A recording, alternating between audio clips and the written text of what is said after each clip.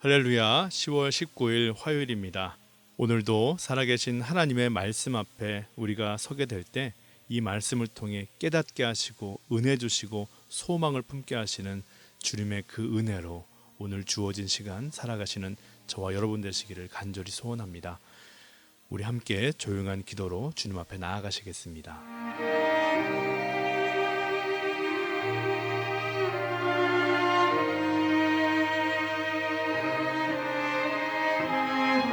아멘. 오늘 우리에게 주시는 하나님의 말씀 욥기서 9장 25절에서 35절 말씀입니다.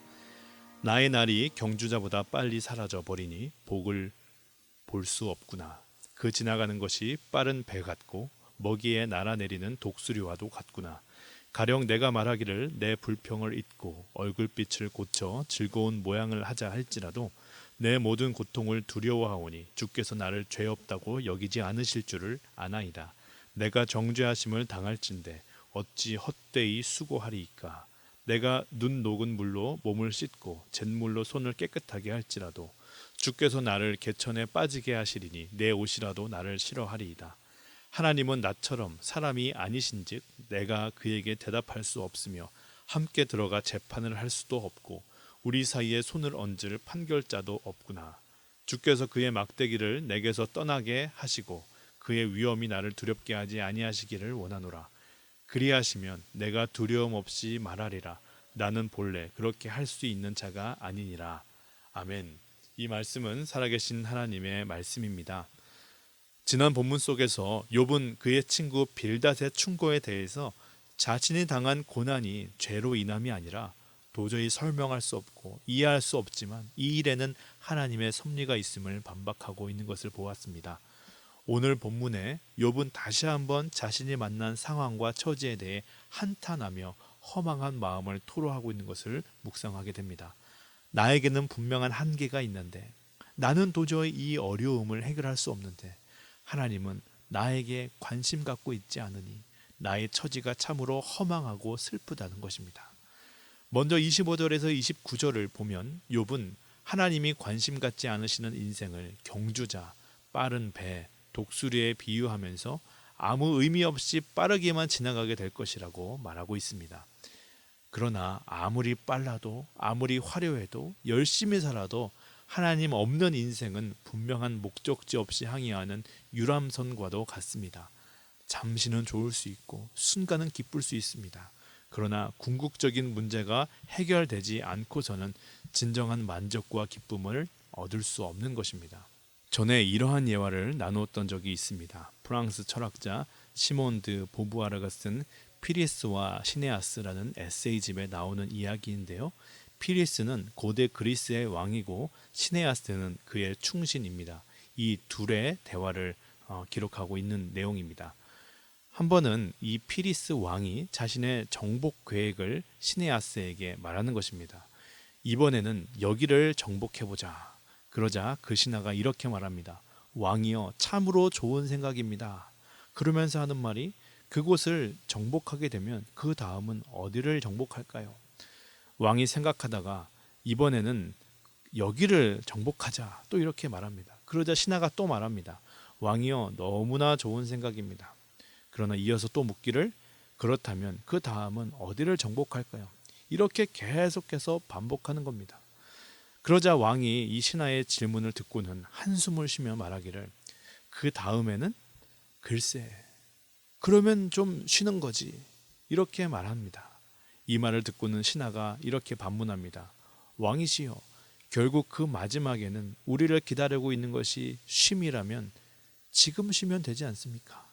그러면서 이 이야기가 끝나게 되는데 만약 이 왕과 신하의 대화가 계속해서 이어졌다면 왕은 결국 그 다음에는 그러면 죽겠지 이렇게 마치지 않았을까? 그러면 이 신하는 이렇게 또 말했겠지요. 왕이시여, 참 좋은 생각입니다. 그런데 결국 그 마지막에 우리를 기다리고 있는 것이 죽음이라면 지금 죽으면 되지 않습니까? 여러분, 만약 우리의 인생에 하나님이 없다면, 하나님이 우리의 인생에 관심 갖지 않으신다면 우리의 인생도 이와 다르지 않을 것입니다. 열심히는 하는데 빠르게는 지나가는데 이루기는 이뤘는데 그러나 진정한 삶의 의미는 찾을 수 없는 것이죠. 우리는 하나님께로 나왔고 그 은혜로 살아가며 또한 하나님께로 나아가는 영적인 존재로 지음받았기 때문입니다. 그렇기에 그 궁극적인 대답 역시 오직 하나님 안에서만 찾을 수 있는 것입니다. 욥은 그것을 알았던 지혜로운 사람이었습니다. 그러나 자신이 만난 상황이 얼마나 답답하고 힘들었는지, 하나님이 이제는 나에게 관심 갖지 않으신다고, 나를 버리셨다고 여기는 것입니다. 그러니 자신의 인생이 얼마나 더덥고 또 얼마나 빠르고 허망하게 지나가고 있는가 한탄하고 있는 것을 보게 됩니다.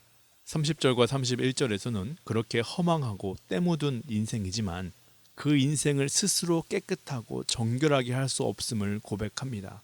30절을 보면 내가 눈 녹은 물로 몸을 씻고 잿물로 손을 깨끗하게 할지라도 주께서 나를 개천에 빠지게 하시리니 내 옷이라도 나를 싫어하리이다. 나를 개천에 빠뜨리신 분은 주님이시기 때문에 주님만이 나를 깨끗하게 하실 수 있다라는 말입니다. 그러면서 흥미로운 표현을 하고 있는데 내 옷이라도 나를 싫어하리이다. 이 말이 무슨 말입니까? 당시 사회에서는 옷은 그 사람의 사회적인 신분을 나타내기도 했습니다. 그러나 이사야서의 표현을 보게 될 때 그 사람의 도덕적인 혹은 영적인 상태를 투영하는 상징으로 옷이 쓰이고 있음을 보게 됩니다. 또한 싫어하리이다. 이 원문을 보면 타브라는 단어를 사용하는데 이는 혐오하다, 지긋지긋하게 여기다라는 의미로 사용됩니다. 즉 자신의 의복까지도 자신을 싫어한다라는 이 의미는 욥 자신의 물리적인 상황뿐 아니라 정서적인 또한 영적 상태 또한 아주 형편없는 상황이 되었기에 자신의 의복조차도 자신을 지긋지긋하게 여길 정도가 되었다라는 그의 한탄 섞인 비유인 것입니다. 32절부터 마지막을 보면 그렇기에 욥은 오직 하나님의 자비만을 구합니다. 나는 그렇게 형편없는 상황에 처했으나 나에게는 스스로를 구원할 능력이 없으니 오직 하나님의 긍휼과 자비만을 구한다라는 것입니다. 32절 이하를 보면 하나님은 나처럼 사람이 아니신즉 내가 그에게 대답할 수 없으며 함께 들어가 재판을 할 수도 없고 우리 사이에 손을 얹을 판결자도 없구나. 주께서 그의 막대기를 내게서 떠나게 하시고 그의 위엄이 나를 두렵게 하지 아니하시기를 원하노라. 우리도 살아갈 때 억울한 일을 만납니다. 그럴 때 취할 수 있는 방법 중 하나는 법의 힘을 빌려 소송을 하는 것이죠. 법정에 나가서 나는 죄가 없다고 나의 무고를 주장해서 그 당한 피해를 어느 정도 구제받을 수 있습니다. 그런데 욥의 고백은 그러나 하나님은 온 우주에서 가장 강하시고 지혜로운 분이시기 때문에 하나님과의 재판에서 도저히 이길 수가 없음을 고백합니다. 그러면서 유일한 소망은 자신을 향한 하나님의 진노의 막대기가 자신을 떠나서 하나님의 두려운 위험에서 벗어나는 것뿐이라 그는 그렇게 말하고 있는 것입니다. 오늘 우리가 이 본문을 묵상하면서 어떠한 하나님의 마음을 품을 수 있습니까? 저는 그럼에도 불구하고 끝까지 하나님의 주권을 인정하고 있는 오히려 위기 가운데서 스스로의 힘을 빼고 있는 그러한 욥의 고백을 묵상하게 되었습니다. 그러면서 광야의 이미지가 오버랩 되었습니다. 성경에서 하나님께 쓰임받은 수많은 인물들은 모두 이 광야의 시기를 거쳐갔습니다. 이것은 오늘 우리도 마찬가지입니다. 광야를 걷게 될 때 비로소 깨어지고 놓아지게 되고 비워지게 되는 것입니다. 그런데 여러분, 왜 우리는 유독 이 광야에서 하나님을 의지하게 될까요? 저는 그것이 죽음에 있다라고 믿습니다. 광야는 죽기 좋은 곳이기 때문입니다. 나의 자존심이 죽기 좋습니다. 나의 자아가 죽기 좋습니다. 나의 인맥, 지식, 명예, 모든 능력들 광야에서 죽기 좋습니다. 그것들이 광야에서 별 도움이 안 되기 때문입니다. 이진희 목사님이 쓰신 광야를 읽다의 한 구절을 나누기 원합니다. 광야에서 필요한 것은 번쩍이는 황금이 아니다. 목마른 갈증을 해갈시켜줄 생수이다. 광야에서 지혜로운 사람은 무거운 황금을 쩔쩔매며 지고 가는 사람이 아니라 황금을 팔아 생수 한 병을 살 수 있는 사람이다. 우리의 목표는 정상에 오르는 것이 아니라 이 광야를 지나 약속의 땅으로 들어가는 것이다. 산을 오르기 위해서는 등산화를 신고 로프를 사야 하지만 광야를 통과하기 위해서는 나침판을 들고 낙타를 사야 한다. 광야를 지나는 사람의 배낭에는 뭐가 있을까요? 아니면 뭐가 있어야 할까요? 번쩍이는 황금 10kg, 최신 노트북, 현금 10만 달러? 아닙니다. 오히려 그것을 가방에 넣었다가는 그것이 그 사람을 죽이게 될 것입니다. 우리의 인생을 광야에 비교할 때가 있습니다. 그러나 그것이 우리의 삶이 광야처럼 고달프고 힘들기 때문이다 라고 하는 것은 광야를 너무 낭만적으로 바라보는 것입니다. 광야는 그야말로 현실입니다. 뜨거운 태양이 내리쬐는 사막 속에서, 방향을 가늠할 수 없는 넓은 평지 위에서, 언제 불어올지 모르는 모래 폭풍의 위험과 야생 동물과 강도들의 위협이, 또한 말로 설명할 수 없는 심리적인 압박들이 그 광야에 있습니다. 당장 10분 후에 나의 목숨이 끊어져도 이상하지 않을 위험하고 척박한 곳이 광야입니다. 만약 이곳에서 하루 정도만 살면 된다, 2박 3일만 버티면 된다, 그러면요 가방에 있는 황금과 현금들 뺄 사람 아무도 없을 것입니다. 그러나 그렇지 않습니다. 사는 것은 언제나 고통을 동반합니다.